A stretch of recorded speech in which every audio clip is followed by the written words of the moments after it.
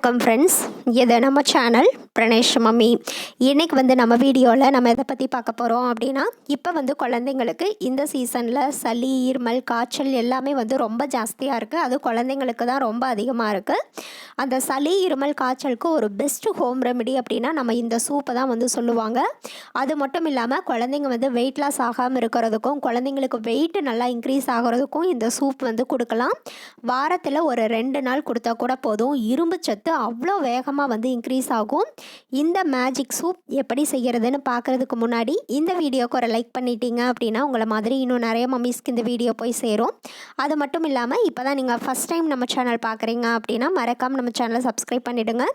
இந்த சூப் 8 மந்த்ஸ்லேருந்து எல்லா வயசு குழந்தைங்களுக்கும் நம்ம தாராளமாக கொடுக்கலாம். ஃப்ரெண்ட்ஸ், அந்த மேஜிக் சூப் வேறு ஒன்றுமே இல்லை, நம்ம முருங்கைக்கீரை சூப்பு தான். முருங்கைக்கீரையில் பார்த்தீங்க அப்படின்னா அதில் இல்லாத மருத்துவ பயன்கள் எதுவுமே கிடையாது. அவ்வளோ ஹெல்த் பெனிஃபிட்ஸ் இருக்குது. குழந்தைங்களுக்கு நார்மலாக இரும்பு சத்து கம்மியாக இருந்தாலே அவங்க சாப்பிட மாட்டாங்க, சளி இருமல் வரும், வெயிட் போட மாட்டாங்க. அது எல்லாத்துக்குமே ஒரு பெஸ்ட்டு டானிக் இந்த முருங்கைக்கீரை சூப்புன்னு சொல்லலாம். இன்றைக்கி பார்த்தீங்கன்னா நான் நல்லா கொழுந்து கீரையாக வாங்கி வச்சுருக்கேன். முருங்கைக்கீரை இதை தண்ணி ஊற்றி நல்லா க்ளீன் பண்ணி அலசி எடுத்து வச்சுருக்கேன். முத்தின கீரை இல்லாமல் இந்த மாதிரி கொழுந்து கீரையாக வாங்கினீங்க அப்படின்னா நல்லாயிருக்கும். இப்போது இதை நம்ம க்ளீன் பண்ணி வச்சு நல்லா கழுவி எடுத்து வச்சுருக்கிற முருங்கைக்கீரையை ஒரு குக்கரில் சேர்த்துக்கலாம். அதே மாதிரி சளி இருமல் எவ்வளோ இருந்தாலும் ஒரு 2 டைம் இதை குடித்தாலே டக்குன்னு கேட்கும். அந்தளவுக்கு இதில் நிறைய ஹெல்த் பெனிஃபிட் இருக்குது. இப்போ இந்த முருங்கைக்கீரையெல்லாம் ஒரு குக்கரில் சேர்த்து இது கூட நம்ம ஒரு தக்காளி, நல்லா பொடிசாக நறுக்கின தக்காளி ஒரே ஒரு தக்காளி மட்டும் இது கூட சேர்த்துக்கோங்க. இப்போ இது கூட நான் இஞ்சி நல்லா துருவி எடுத்து வச்சுருக்கேன். அந்த துருவின இஞ்சி ஒரு 1/4 டேபிள் ஸ்பூன், நான் கீரை அதிகமாக சேர்த்துருக்கேன், அதனால் நான் 1/2 டேபிள் ஸ்பூன் சேர்த்துக்கிறேன். நீங்கள் கீரை எவ்வளோ சேர்க்குறீங்களோ அந்தளவுக்கு கொஞ்சம் கம்மியாக சேர்த்துக்கோங்க. இது கூடவே 1/2 டேபிள் ஸ்பூன் அளவுக்கு துருவின பூண்டு சேர்த்துக்கிறேன். அடுத்தது இது கூட நான் இன்றைக்கி ஜீரகம், அதுக்கப்புறம் மல்லி ரெண்டுமே 1/2 டேபிள் ஸ்பூன் எடுத்து மிக்சியில் நல்லா அரைச்சி எடுத்து வச்சுருக்கேன். இந்த மாதிரி நல்லா கோர்ஸ் பவுடராக அரைச்சி எடுத்து இது கூட சேர்த்துக்கிட்டோம் அப்படின்னா அது சூப்பில் நல்லா மிக்ஸ் ஆகும். அதுக்காக தான் முழுசாக போட்டால் அதோட எசன்ஸ் இறங்காது.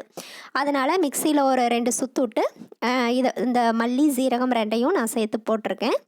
அடுத்தது இது கூட ஒரு 1/4 டேபிள் ஸ்பூன் அளவுக்கு மஞ்சள் தூள், அதுக்கப்புறம் இது கூட கொஞ்சமாக மிளகுத்தூள் குழந்தைங்க காரம் எந்த அளவுக்கு சாப்பிட முடியுமோ அந்த அளவுக்கு சேர்த்துக்கோங்க. அடுத்தது இது கூட நான் கொஞ்சமாக கல்லுப்பு சேர்த்துக்கிறேன். கல்லுப்பு சேர்க்கும்போது அது டேஸ்ட் ரொம்ப நல்லாயிருக்கும். இதில் நான் போடாத ஒரே ஒரு இன்க்ரீடியண்ட் என்ன அப்படின்னா சாம்பார் வெங்காயம், சின்ன வெங்காயம் மட்டும் போடலை. அது இருந்ததுன்னா ஒரு 7-8 சேர்த்துக்கோங்க. பெரிய வெங்காயம் சேர்க்க வேண்டாம்.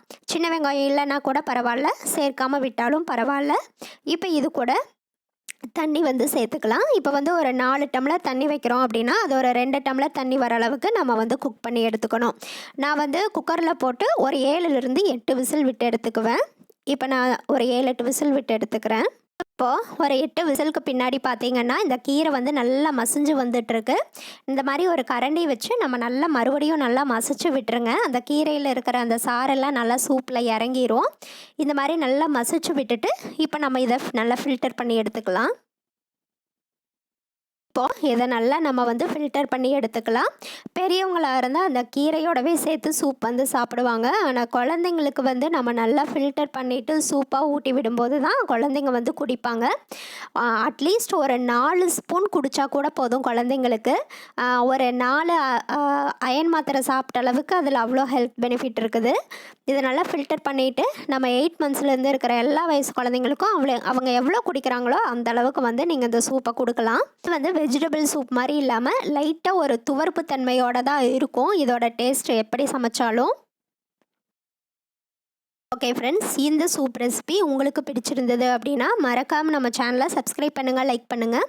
அதே மாதிரி உங்களுடைய கருத்துக்களையும் கமெண்ட்டில் சொல்லுங்கள். Thank you friends.